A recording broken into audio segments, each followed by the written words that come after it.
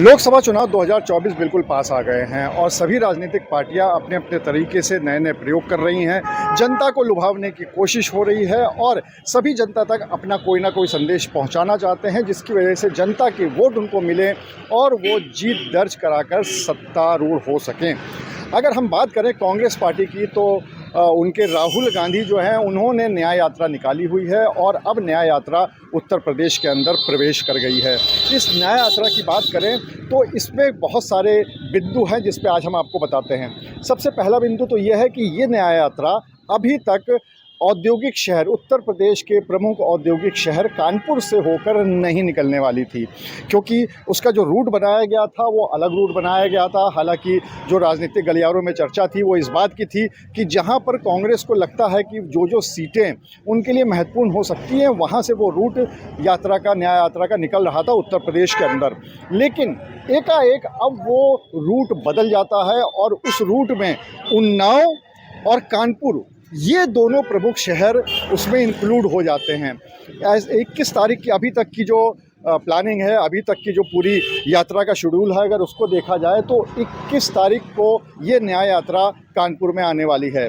लेकिन अब इसमें एक और महत्वपूर्ण बदलाव हो गया है। अभी तक ये हो रहा था कि जब यूपी के अंदर आने के बाद ये उन्नाव से होती हुई राहुल गांधी की न्याय यात्रा कानपुर आएगी और कानपुर के बाद सीधे ये झांसी बुंदेलखंड में चली जाएगी और फिर उससे आगे निकल जाएगी। लेकिन अब एकाएक ये कार्यक्रम में बदलाव आ गया है, जैसा कि कांग्रेस के सूत्र हमें बता रहे हैं।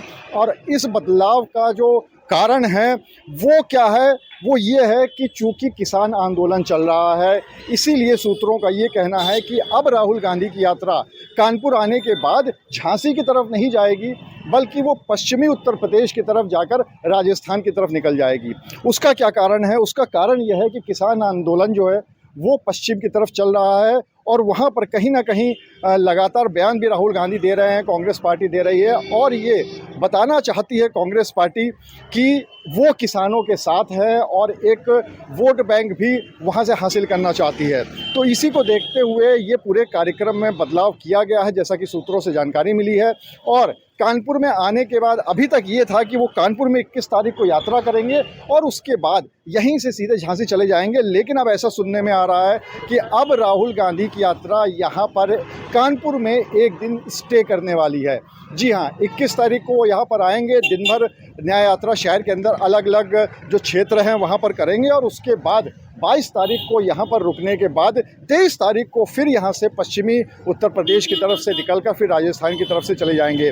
हालांकि आधिकारिक तौर पर अभी इसका जो पूरा कार्यक्रम है वो कांग्रेस पार्टी की जो जिला कमेटी है कानपुर की उसके पास नहीं आया है। लेकिन हाँ, इतना ज़रूर हमारे सूत्रों ने बताया है कि ये पूरी संभावना बन चुकी है और इसके पीछे किसान आंदोलन एक बहुत बड़ा कारण है।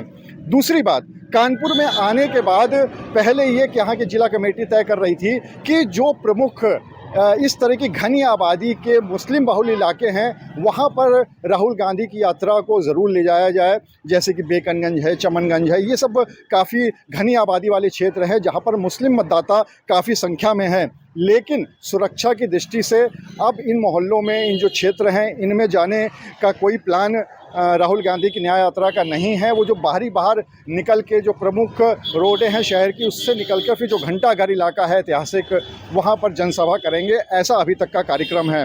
तो उसके बाद अभी तक 2 बार ये पूरा न्याय यात्रा का शेड्यूल बदल चुका है। अब देखने वाली बात ये होगी कि 21 तारीख को यहाँ पर जब राहुल गांधी की न्याय यात्रा आती है तो वो किन किन क्षेत्रों में जाती है, पहली बात।